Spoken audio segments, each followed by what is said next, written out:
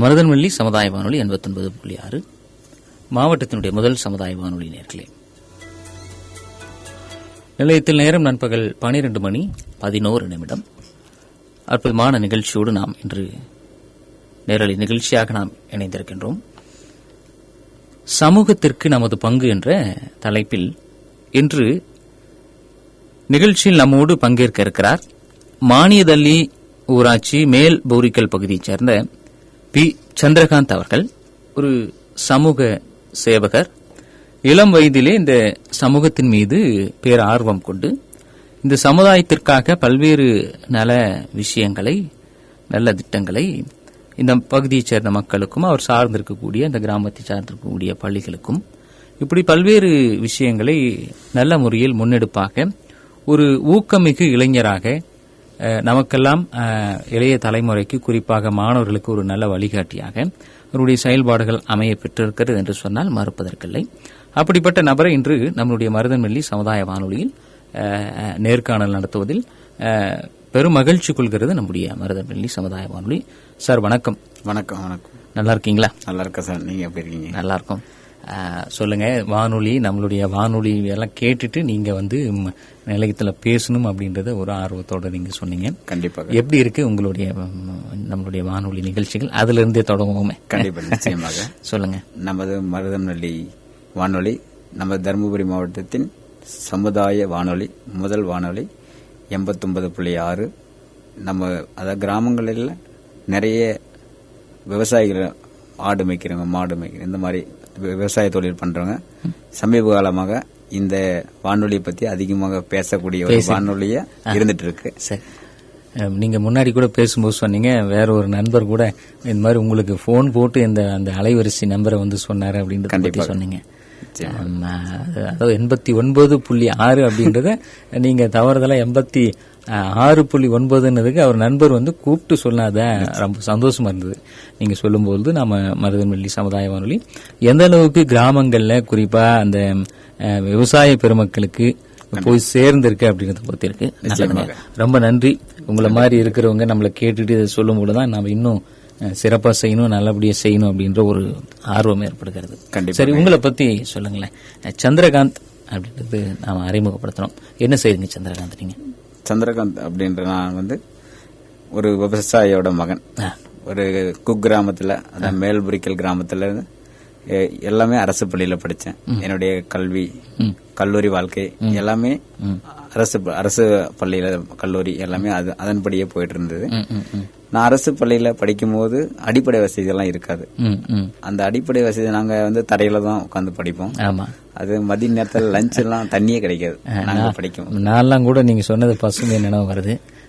அதியமான் கோட்டையில 7ஆம் வகுப்பு, 8ஆம் வகுப்பு, 10ஆம் வகுப்பு வரைக்குமே தரையில தான் வரிசையா உட்காந்துருப்போம். நல்லது, சொல்லுங்க. 1ல இருந்து 5ஆம் வகுப்பு வரை மேல்புரிக்கல் ஊராட்சி ஒன்றியத்தோட உங்க ஊர்லயே படிச்சீங்க. அப்போ நடுநிலை பள்ளியில. அதுக்கப்புறம் 6ஆம் வகுப்பு முதல் 10ஆம் வகுப்பு வரை நமது மானியதள்ளி ஊராட்சி மேல்நிலை பள்ளியில அங்க 6 to 10 படிச்சோம். அதுக்கப்புறம் உயர்நிலை, அடுத்தது மேல்நிலை 11 to 12 தொப்பூர் அரசு பள்ளியில படிச்சோம். நீங்க தொப்பூர் போயிட்டீங்க? ஆமா, அப்படி போயிட்டீங்க. அதியமான் கோட்டை பக்கம்? அதியமான் கோட்டை பக்கம் நாங்க வரவே இல்லை. சரி. அப்புறம் 12ஆம் வகுப்பு முடிச்ச பிறகு முடிச்சா அரசு கல்லூரியில மெரிட்ல சீட் கிடைச்சது. நம்ம தருமபுரி அரசு கல்லூரி. என்ன முடிச்சீங்க அங்க?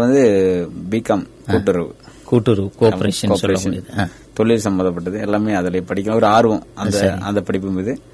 அதுல படிக்கும் போது அந்த 6 to 10 முடிச்சிட்டு வெளியே வரும்போது அங்கேயே எனக்கு மனசுல பதிஞ்சது என்னன்னா, அரசு பள்ளியில அடிப்படை வசதிகளை பிற்காலத்துல நம்மளால என்ன முடியுமோ அரசு பள்ளிகளை மட்டும் இல்லாம கிராமங்களிலும் செய்யணும் அப்படின்ற ஒரு தாட் அங்கேயே 15 வயசுல எனக்கு உருவாச்சு. பள்ளிக்கூடத்துல படிக்கும் போதே அந்த எண்ணம் உருவானது. கண்டிப்பா. நம்ம பள்ளி இப்ப அரசாங்கம் நமது பள்ளி நமது பெருமை அப்படின்னு ஒரு திட்டத்தை, ஒரு டேக் லைன் கொடுத்திருக்காங்க. அதுக்கெல்லாம் நீங்க ஒரு முன் உதாரணமா இருக்கீங்க. நம்ம படிச்ச பள்ளி நாம அதை பெருமைப்படுத்தணும் அப்படின்னு சொல்லிட்டு, நமது பள்ளி நமது பெருமை அப்படின்னு சொல்லிட்டு அந்த பள்ளிக்கூடத்திற்கு நம்மளால இயன்ற உதவிகள் நம்ம என்ன செய்ய முடியும். பெரிய பெரிய வசதிகள் இல்லைனாலும் நம்மளால என்ன செய்ய முடியுமோ. இப்போ இந்த நிகழ்ச்சியை கேட்கக்கூடியவங்களுக்கு நீங்க ஒரு இன்ஸ்பயர், ஒரு மனசுல பரவாயில்லையே இந்த அளவுக்கு பேசுறாரு இவரு. அப்போ நம்மளும் நம்ம பகுதியை சேர்ந்த நம்ம உள்ளூர்ல இருக்கக்கூடிய பள்ளிக்கூடத்துக்கு நம்மளால முடிஞ்சதை செய்யணும் அப்படின்ற விஷயங்களுக்கு. சரி, எப்படி அந்த பள்ளிக்கூடத்துல படிக்கும்போது அந்த எண்ணம் வந்தது? அதன் பிறகு கல்லூரி படிக்கிறீங்க. கண்டிப்பா. கல்லூரி முடிச்ச பிறகு திருமண வாழ்க்கை முடிஞ்சு அங்கே கல்லூரியில படிக்கும் போதே காதல் திருமணம். அடடா, சரி. அது முடிஞ்ச உடனே எனக்கு அப்ப வந்து வேலை வாய்ப்பு தருமபுரி மாவட்டத்தில் இப்போ வரைக்குமே வேலை வாய்ப்பு கொஞ்சம் குறைவா தான் இருக்குது. நாமளா தேடி சிரமப்பட்டு எடுத்து பிடிக்கணும். சுய தொழில் அப்படின்ற மாதிரி போச்சு. என்ன பண்ணீங்க? ஃபர்ஸ்ட் வந்து பெயிண்டிங் தொழில் தான். நம்ம கிராமத்துல வந்து பெயிண்டிங் தான் அதிகமா போயிட்டு இருக்காங்க. நீங்க வந்து வேலைக்கு போவீங்க, கூலிக்கு? நம்ம கூலி வேலை தான், பெயிண்ட் அடிக்கிறது போறோம். ரைட். அதை வச்சு ஏதாவது எவ்வளவு அன்னைக்கு சம்பளம் வந்து 400 ரூபாய் ஒரு நாளைக்கு? 400 ரூபாய். எந்த வருஷம் இருக்கு ஏறக்குறைய? 2016 16 15 அந்த 16. அப்ப வந்து 400 ரூபாய் எனக்கு ஒரு நாளைக்கு கூலி. சரி, இப்படி ஒரு பிகாம் படிச்சுட்டு நம்ம ஒரு டிகிரி ஹோல்டரா இருக்கிறோம், ஒருத்தர்கிட்ட போயிட்டு நம்ம பெயிண்ட் அடிக்கிற வேலைக்கு போறோமே, அப்படி எல்லாம் இருந்திருக்குமே, எப்படி? அது கண்டிப்பாக இருந்துச்சு. பொருளாதார சூழ்நிலையில நமக்கு அந்த இடத்துல வந்து நம்ம திருமணம் வேற நடந்து போச்சு. ஆமா, ஃபேமிலி ரன் பண்ணணும். பேரண்ட் சப்போர்ட் இருந்தது, இருந்தாலும் அந்த இடத்துல நம்ம அவங்கள எதிர்பார்க்க கூடாது அப்படின்ற ஒரு தாட்டு. நம்ம சொந்த நிலையில எல்லாருக்கும் ஒரு எடுத்துக்காட்டா வரணும்னு சொல்லிட்டு அப்புறம் அந்த வேலையை விட்டுட்டு கேபிள் டிவி ஆபரேட்டரா ஜாயின் பண்ணேன். அதன் மூலமா அதுக்கப்புறம் ஒரு வருஷம் ஆச்சு கல்யாணம் ஆகி. அதுக்கப்புறம் அடையார் ஆனந்த பவன் தோப்பூர் கிளையில கடந்த 10 வருடமாக அதுல தொடர்ந்து இப்பவும் பணி புரிஞ்சுட்டு தான் வரேன். இந்த சேவையும் செஞ்சுக்கிட்டு பள்ளியோட இன்சார்ஜாவும் எடுத்துக்கிட்டு அந்த தொழில வந்து 1 மாச சம்பளத்தை என்னுடைய அரசு ஊராட்சி ஒன்றிய நடுநிலைப்பள்ளி மேல்புரிக்கல் கிராமத்திற்கு 1 மாச சம்பளத்தையே ஒவ்வொரு வருடமும் கொடுத்துட்டு வரேன் அந்த பள்ளியின் வளர்ச்சிக்காக.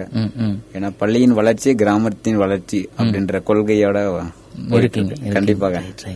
இப்போ ஷிஃப்டிங் வந்து பெயிண்டர்ல இருந்து கொஞ்சம் கேபிள், உங்களுடைய உள்ளூர் அந்த கேபிள் தொலைக்காட்சியை டிஸ்ட்ரிபியூட் பண்ணக்கூடியவரா மாறுறீங்க. கண்டிப்பா. அதன் பிறகு இப்போ ஒரு பிரபலமான ஒரு உணவகத்துல நீங்க பணிபுறீங்க. என்ன வேலைங்க உங்களுக்கு? அங்க சர்வர் தான், அதாவது ஆர்டர் எடுத்து கஸ்டமருக்கு கொடுக்கற வேலை தான் நமக்கு. சரி. அங்க இருக்கிற மேலாளரும் அவங்க இருக்க சூப்பர்வைசரும் நமக்கு நம்ம சேவை பண்றதுனால ஒரு சில டைம்ல நமக்கு அட்ஜஸ்ட்மெண்ட் கொடுப்பாங்க. அதாவது சமுதாயத்துக்கு ஏதோ ஒன்று பண்றாரு அப்படின்ற போது நமக்கு அந்த விடுமுறை எல்லாம் கொஞ்சம் அட்ஜஸ்ட் பண்ணுவாங்க. மற்றவங்களோட நம்ம கொஞ்சம் ஒரு சலுகை உண்டு. ஆமா, சலுகை உண்டு. சமுதாயத்திற்காக பங்கு செய்யறதுனால அங்க வேலை செய்யற இடத்துலயும் ஒரு சலுகை உண்டு. அந்த இடத்துல அந்த இடத்துக்கு தானே ஒவ்வொரு இடத்துக்கு நம்ம போகும்போது அந்த இடத்துல நாம அந்த இடத்துல ஒரு நம்பர் 1 இருக்கணும். அந்த இடத்துல எந்த வேலை, ஆபீஸ் சம்பந்தப்பட்ட வேலை இல்ல ஹோட்டல் சம்பந்தப்பட்ட வேலை எது செஞ்சாலும் அந்த இடத்துல நம்பர் 1 இருக்கணும். இப்பவும் ஆசைப்படுறேன், அதுதான் நடந்துட்டு இருக்கு. நல்லபடியா போயிட்டு. சரி, இந்த சமுதாய பணி, இந்த சமூகத்திற்கு பங்கு அப்படின்னு சொல்லும் பொழுது எது முதல்ல நீங்க தொடங்குனது? முதல்ல இந்த சமுதாயத்திற்கு ஏதாச்சும் செய்யணும்னு உங்க மனசுல வந்திருக்கும். கண்டிப்பா. அது சின்ன வயசா இருந்திருக்கும், செய்ய முடியாம போயிருக்கும், அல்லது வளர்ந்த பிறகு நம்ம செய்யணும்ன்ற எண்ணம் வந்திருக்கும். எது இன்னைக்கும் மனசுல நிக்குது அப்படின்னு சொன்னா, இதுதான் சார் முதல்ல எனக்கு மனசுல பட்டது, நான் மனசு திருப்தியை செஞ்சேன், இந்த சமுதாயத்திற்கு யாரோ ஒருத்தருக்கு உதவி பண்ண, இந்த மாதிரின்றது உங்களுக்கு நினைவு இருந்தா சொல்லுங்களேன். அதாவது 60 வயசுக்கு மேற்பட்டவங்களுக்கு உதவித்தொகை 1000 ரூபாய் அது வந்து கிடைக்காம நிறைய பேர் முதியோர் உதவித்தொகை, அந்த உதவித்தொகை வந்து நிறைய பேர் வாங்க தெரியாம வயசானவங்கள கஷ்டப்பட்டாங்க. அது எப்படி வாங்குறது, யாரு அணுகிறது? நம்ம ஒரு குரூப் வச்சிருக்கோம்.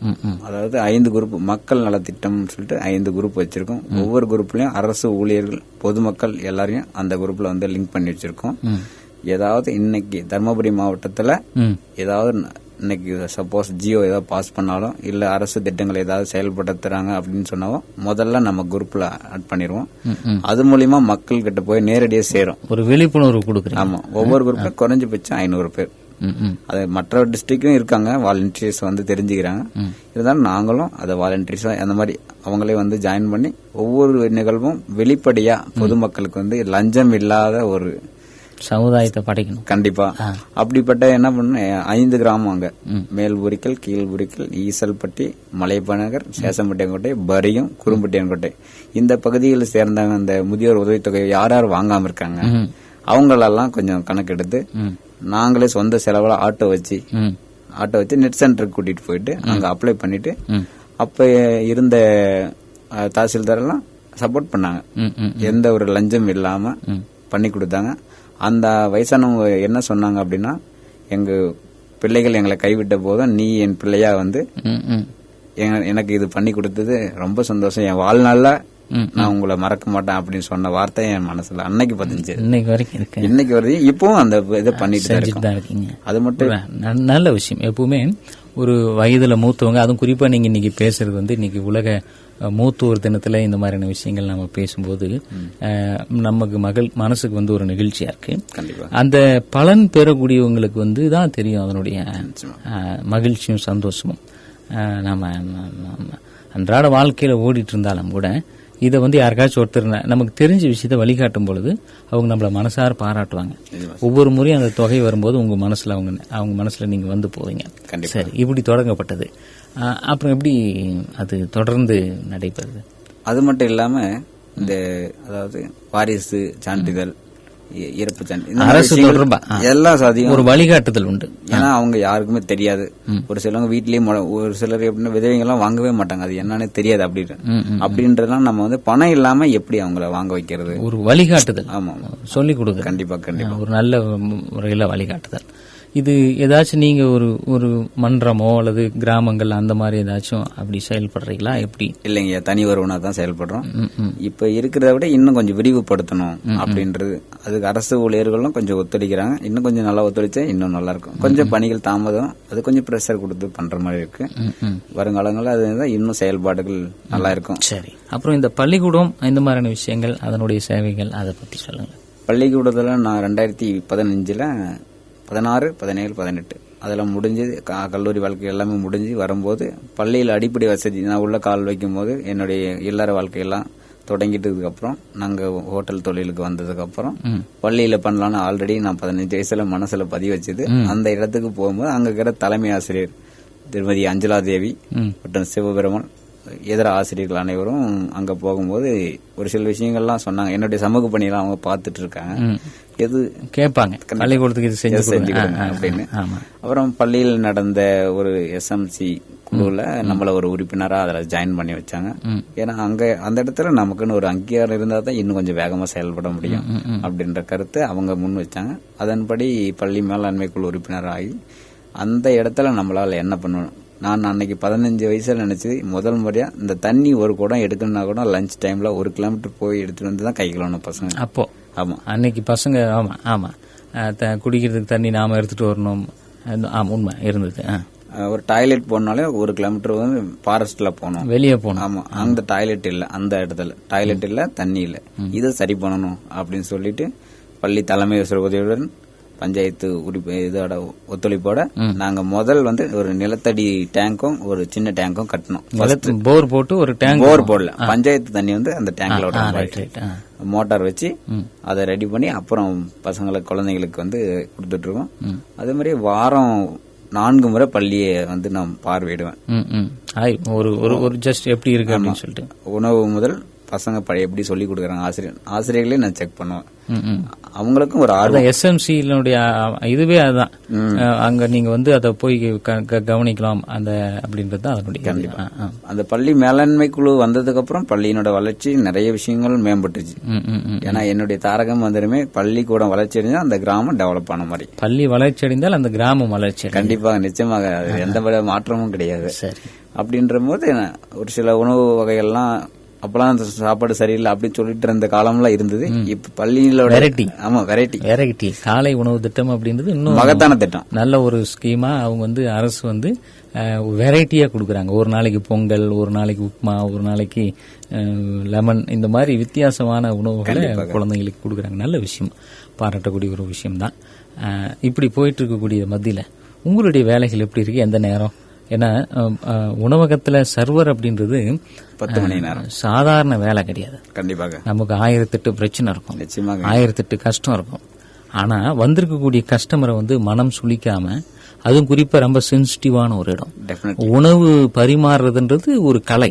கண்டிப்பா அதை வந்து நாம ஏதோ போற போக்குல நாம வேலைன்னு நாம நினைச்சிட முடியாது. அதுக்குன்னு ஒரு கலை, அந்த ஆர்வம் இருந்தாதான் நீங்க செய்ய முடியும். நிச்சயமாக. அதுவும் நீங்க இருக்கிறது தேசிய நெடுஞ்சாலையில இருக்கீங்க. பல்வேறு உயர் வகுப்புல இருந்து வரவங்க, கார்ல வரவங்க, சாதாரண மக்கள், வெளியூர்ல இருந்து வரவங்க, இப்படி நிறைய பேர் வரக்கூடிய இடத்துல இருக்கீங்க. எப்படி ஹேண்டில் பண்றீங்க? அந்த பணியினுடைய அனுபவங்கள்லாம் எப்படி இருக்கு? ஹோட்டல் தொழில் வந்து எனக்கு பிடிச்ச தொழில், அதை நான் விரும்பி தான் எடுத்துக்கிட்டேன். இன்னொன்னு எங்களை கோஆபரேட் பண்ற கோஆர்டினேஷன் அங்க இருக்கிறவங்க நமக்கு சப்போர்ட் இருக்குன்னு சொன்ன மாதிரி தான். சரி, எல்லாரும் எப்படி இருக்காங்கன்றத விட நான் எப்படி இருக்குன்றதுதான் அந்த இடத்துல முக்கியம். சரி, நான் எப்பவுமே எந்த ரிஸ்கா இருந்தாலும் அந்த இடத்துல சிரிச்ச முகத்தோடயே நான் சர்வ் பண்ணுவேன் கஸ்டமருக்கு. என் மனசுல நிறைய இருக்கும், ரொம்ப முக்கியம் அது. சரி, இப்ப எப்படி இருக்கணும் அதே மாதிரி அங்க சிரிச்ச முகத்தோடய வெளியே வர வரையுமே சிரிச்ச முகத்தோடய கஸ்டமர் அங்க கேட்பாங்க என் கூட வேலை செய்யறவங்கள, எப்படி உன்னால மட்டும் இப்படி முடியுது, உன்னால மட்டும் எப்படி முடியுது, நாங்க எவ்வளவு வேலையில இருந்தாலும் வீட்டுல இருந்தாலும் அந்த பிரஷர் எங்கிட்ட இருக்குது, நீ சிரிச்சுக்கிட்டே எப்படி சர்வ் பண்ற. ஏன்னா என்னுடைய பிளஸ் அதுதான். எவ்வளவு கஷ்டம் இல்ல, நாம ஒரு விஷயத்த நேசிச்சு செய்யும் போது, கண்டிப்பா அதுல ரசிச்சு செய்யும் போது உங்களுக்கு மத்ததெல்லாம் மறந்துடும். கண்டிப்பா நீங்க எதை நேசிக்கிறீங்களோ, எதை விரும்புறீங்களோ, அதோட நீங்க பயணிக்கும் போது மத்ததெல்லாம் மறந்துடும் அப்படின்றது என்னுடைய ஒரு சின்ன விஷயம். நல்ல விஷயம். அதுல உங்களுடைய அனுபவங்கள் என்ன? அந்த சர்விங்ல 10 மணி நேரம் டியூட்டி அவருங்க? டியூட்டி ஹவர்ஸ் 10 மணி நேரம். அதான் என்ன டைம்? ஷிஃப்ட் கணக்கு தான். ஷிஃப்ட் காலையில 24 இல்ல அதாவது 11 க்ளோஸ் வந்து 11. 1 வீக் வந்து 6 to 10 மார்னிங், மறுபடியும் 4 to 10 1 வீக். 4 மணிக்கு, சாயந்தரம் 4 மணிக்கு. காலையில 6 மணிக்கு வரணும் டியூட்டிக்கு, உள்ள ரீச் ஆயிடணும். 10 மணிக்கு அவுட் ஆயிடணும். காலையிலே 10 மணிக்கு வெளியே. இன்னொரு ஷிஃப்ட் வருவாங்க, அதுக்கப்புறம் மறுபடியும் 4 மணிக்கு உள்ள இன்னர் ஆகணும். மறுபடியும் 10 மணிக்கு அவுட். இடையில டீ டைம் இந்த மாதிரி சாப்பிடலாம், அதுக்கெல்லாம் எந்த பிரச்சனையும் இல்ல. மறுபடியும் அடுத்த வீக் ஸ்டார்ட் ஆகும்போது 10 மணிக்கு வருவோம் காலையில. இடையில 4 மணிக்கு வீட்டுக்கு போயிரும். சரி, இடையில மறுபடியும் 7 மணிக்கு உள்ள வருவோம், 11 மணிக்கு வெளியே போவோம். இந்த இடைப்பட்ட நேரங்கள்ல சமூக சேவைக்கு பயன்படுத்திடுவோம். கேபிள் ஒர்க்குகள் இதெல்லாம் பயன்படுத்துவோம். தொழில் இருக்கு. ஆமா. சரி, விவசாயத்தினுடைய குடும்பத்தினுடைய மகன் அப்படின்னு சொன்னீங்க. கண்டிப்பாக. விவசாயம் உண்டா? விவசாயம் கண்டிப்பாக உண்டு. என்ன செஞ்சிட்டு இருக்கீங்க? எவ்வளவு இருக்கு? 3 ஏக்கரா இருக்கு. இப்போ வந்து பீக்கங்காய் போட்டிருக்கோம், தக்காளி வச்சிருக்கோம். அது அப்பா பாத்துட்டு இருக்கேன், நம்ம சும்மா கூட இருந்து. கறவை மாடு இருக்கு. சரி, அதை பாத்துட்டு இருக்கோம். எத்தனை மாடு இருக்குங்க? 8 மாடு இருக்கு. அடி அப்பா, அதுவே பெரிய ஒரு தொழிற்சாலை மாதிரி இருக்கு. நிஜமாக. அப்பா கொஞ்சம் சப்போர்ட் பண்றாரு. அப்பாவும் சின்ன வயசுல இருந்து என்ன மாதிரி அவரை பார்த்து தான் நான் கத்துக்கிட்டேன். அப்பா பேரு புஷ்பராஜ், அம்மா பேரு மாதமல், மனைவி சத்யா, அப்புறம் தம்பி பாஸ்கரன். இவங்க எல்லாம் ஒரு கோஆர்டினேஷன் மாதிரி. நம்ம எது பண்ணாலும் இது பண்ணாத அப்படின்னு சொல்ல மாட்டாங்க. அவனுக்கு தெரியும் கரெக்டா பண்ணிட்டு இருக்கான் அப்படின்ற ஒத்துழைப்பு அந்த இடத்துல இருக்கிறதுனால நடை போட்டுட்டு இருக்கு. ஆமா, நான் ஃப்ரீடமா இருந்தா தான் என்னுடைய பணியை என்ன சிறப்பா செய்ய முடியும். இல்ல அது பண்ணாத அப்படின்னு சொல்லும் போது அதை நான் பண்ண முடியாது. எனக்கு தடை எதுவுமே இருக்கக்கூடாது. நான் எந்த செயல் செஞ்சாலும் நம்பர் 1 அப்படின்றது. குழந்தைங்க 2 குழந்தைங்க பசங்க, சங்கமித்ரன், கௌரி சங்கர். என்ன படிக்கிறாங்க? ஒருத்த வந்து எல்கேஜி, ஒருத்த வந்து 3ஆவது. அரசு நடுநிலை பள்ளியில தான் படிக்கும். கடைசி வரையும் அங்கதான் படிக்க வைப்பேன். அங்கதான் நம்மளுடைய பூரிக்கல் அரசு பள்ளியில படிக்க. கண்டிப்பாக. ரைட், நல்லது, வாழ்த்துக்கள், நல்ல விஷயம். இவ்வளோ இப்போ விவசாயமும் செஞ்சிட்டு இருக்கோம். மாடு 8 மாடு இருக்கு. ஒரு ஹோட்டல்ல போயிட்டு நாம சர்வீஸ் பண்றோம். அதையும் தாண்டி இந்த மாதிரியான சமூக பணிகள் நம்ம செஞ்சுட்டு இருக்கோம். இதுக்கெல்லாம் நேரம் இருக்கா? ஏன்னா நாங்க எங்களுக்கு ஒரு வேலை செய்யறதுக்கே டைம் இல்ல, ரொம்ப அப்படின்ற மாதிரி இருக்கு. சாதாரணமா நாம கண்டிப்பாக இதெல்லாம் எப்படி சமாளிக்கிறீங்க? எப்படி? ஒரு நாளைக்கு 24 மணி நேரம் என்ன பொறுத்தவரைக்கும் பத்தாதுன்னு தான் நான் சொல்லுவேன். தூங்குறதே 3 மணி நேரம் தான். 1 மணி ஆகிரும். திரும்ப 4 மணிக்கெல்லாம் எழுந்து குளிச்சிரும். சோ அப்படி ரொட்டீனா ஒர்க் நடந்துட்டே இருக்கும். எதை பத்தியும் கவலைப்பட மாட்டேன். என்னுடைய பணி சிறப்பா செயல்படணும் அப்படின்ற ஒரே ஒரு கான்செப்ட் தான் என் மைண்ட்ல எப்பவுமே இருக்கும். எத்தனை எதிர்ப்புகள் வந்தாலும் அதை நான் கன்சிடரே பண்ண மாட்டேன். நீங்க மனசுக்கு நேர்மையா தான் நடை போட்டுட்டு போயிட்டு விமர்சனங்கள் வந்து கொண்டே தான் இருக்கும். ஆமா, அப்படி பண்றேன், அதெல்லாம் நம்ம கன்சிடரே பண்ணக்கூடாது. நம்மளுடைய கொள்கை என்ன, வெற்றி, நம்மளுடைய சேவை பண்ணணும், அது மட்டும் தான் செய்யணும். நல்ல விஷயமா இருக்க. கண்டிப்பா 4 பேருக்கு நல்லது, அவ்வளவுதான் முடிஞ்சது. அதில் எப்படி எனக்கு இந்த ஒரு உத்வேகம் அப்படி எல்லாம் வந்ததுன்னா, நம்மளுடைய தர்மபுரி சந்திரசேகர் சார் இருக்காரு. நீங்க படிச்ச இடமா? என்ன படிச்ச இடம்னா ஒரு சின்ன விஷயங்கள் சொல்ல போறேன். நான் வந்து குடும்ப சூழ்நிலையினால சரியா படிக்கல 10th. சரி, பள்ளிக்கூட வகுப்புல மேக்ஸ்ல கொஞ்சம் முன்ன பண்ண தவறு விட்டுட்டேன். 10th 10ஆம் வகுப்புல தேர்ச்சி பெறல கணித பிரிவுல. சரி, அங்க உங்களுடைய பழைய வரலாறு சொல்றீங்க, சொல்லுங்க. அந்த இடத்துல சந்திரசேகரன் சொல்லிட்டு அந்த நிறுவனர் சிக்மா டியூஷன் சென்டர், சிக்மா டியூட்டோரியல்ல சேர்றீங்க. ஆமா, ஒரு நண்பர் மூலியமா அந்த சென்டருக்கு தர்மபுரியில இருக்கக்கூடிய ஒரு பயிற்சி பள்ளி. ஆமா, அங்க வந்து என்ன சேர்த்துறாங்க. அங்க வந்து ஒரு டைம் ஒரு கேம்புக்கு கூட்டிட்டு போனாங்க. அங்க எல்லா விஷயங்களும் சொல்லி தராங்க. அதாவது அதாவது மனசை எப்படி ஒருங்கிணைப்பணும், எப்படி படிக்கணும், எப்படி எல்லாம் வாழணும், வாழ்க்கைக்கான அடித்தளம் அத்தனையுமே அங்க எனக்கு சொல்லிக் கொடுத்த ஸ்டார்டிங் ஃபுல்லி அதான். ஒழுக்கம் உட்பட அது எந்த கொள்கையை நம்ம கடைபிடிக்கணும், எப்படி எல்லாம் இருக்கக்கூடாது ஒரு சமுதாயத்துல அப்படின்றதுலாம் அந்த இடம் நமக்கு சொல்லி கொடுத்துச்சு. அப்போ வந்து வினோத்குமார் சார், இப்ப ஒரு உண்மையை சொல்ல போறேன், அந்த இடத்துல நீங்களும் இருந்தீங்க கண்டிப்பாக.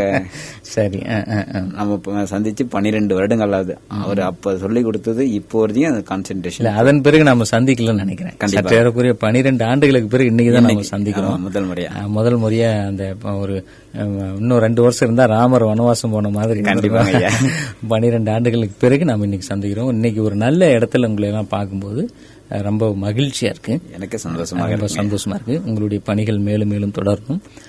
குடும்பத்துல ஒத்துழைப்புன்னு ஒண்ணு இருக்கு இல்லையா, வீட்டுல மனைவி அவங்களுடைய ஒத்துழைப்பெல்லாம் இதுக்கு தேவை. கண்டிப்பா. ஏன்னா அவங்களுக்குன்னு சில ஆசாபாசங்கள் இருக்கும், வெளியில போகணும் வரணும் இந்த மாதிரிலாம் இருக்கணும் அப்படின்னு சொல்லிட்டு இதெல்லாம் எப்படி ஹேண்டில் பண்றீங்க? அதுக்குன்னு டைம் எதுவும் ஒதுக்க மாட்டேன். அன்னைக்கு என்ன முடிவு பண்றேன்னா அதுதான். பட் ஆனா சூழ்நிலைக்கு தகுந்த மாதிரி அவங்களும் ஒத்துழைப்பாங்க, மனைவியும் ஒத்துழைப்பாங்க. அதுல எந்த சப்போர்ட்டும் நல்லாவே இருக்கு. ஒன்னும் தடையெல்லாம் சொல்றதுல எது பண்ணாலும் நல்லது பண்ணுவாரு, அது வரை சந்தோஷம். பட் அவங்களுக்கு அந்த ஃபீல்டில் கொஞ்சம் முன்ன பண்ணதான். அவங்க ஏதாச்சும் வேலைக்கு போறாங்களா, இல்ல வீட்டோட அவங்க விஷயங்கள் விவசாயங்களை பார்த்துட்டு இருக்காங்களா? குழந்தைகளை பார்த்துட்டு இருக்காங்க. அவங்க உள்ளாட்சி பிரதிநிதியா இருக்காங்க. அவங்களையும் அரசு மக்கள் பிரதிநிதி. ஆமா, அப்பதான் நம்ம சமுதாயத்துக்கு ஏதாவது பண்ண முடியும். நல்ல விஷயம். கூட பிளஸ் விவசாயம் பிளஸ் மாடு இருக்கு எல்லாமே. நீங்க சும்மா இருக்கிறாங்கன்னு அவங்கள சொல்லவே முடியாது. நம்ம கண்டிப்பா சும்மா இருக்க முடியாது. ஒரு நிமிஷம் கூட என்ன மாதிரி அவங்களும் சும்மா இருக்க மாட்டாங்க. நீங்க சொல்லதை வச்சு புரிஞ்சுக்கிறேங்க. இப்போ 3 ஏக்கரா விவசாயம் பண்ணிட்டு இருக்கோம், 8 மாடு இருக்கிறவங்கள நம்ம வந்து வீட்டுல ஹவுஸ் ஒய்ஃப் அவங்க சும்மா இருக்கிறாங்க அப்படின்னு நம்ம சொல்லவே முடியாது. கண்டிப்பா 1008 வேலை இருக்கும். கண்டிப்பா மாடு பிடிக்கணும், விவசாயத்தை பார்க்கணும், பசங்களை ரெடி பண்ணி அனுப்பணும், சமையல் செய்யணும், அவங்க மறுபடியும் பள்ளிக்கூடத்தில் வந்தா செய்யணும். இந்த மாதிரி இவ்வளவு விஷயங்கள் இருக்கு. ரைட். உங்களுடைய எதிர்கால திட்டம் அல்லது எதிர்கால நோக்கம் இந்த பகுதி மக்களுக்கோ அல்லது உங்களுடைய சொந்த விஷயங்கள்ல என்ன மாதிரி நீங்க மனசுல வச்சிருக்கீங்க?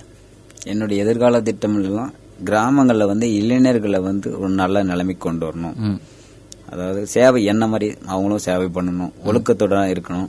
அதுக்கு என்ன வழிமுறை பண்ணணுமோ இப்போ நான் ஒரு முடிவு பண்ணிருக்கேன். இனிமே வருங்காலங்களில் ஒவ்வொரு பிறந்த நாளுக்கும் ஒவ்வொரு கிராமத்திலயும் 50 மரங்களை நடணும்.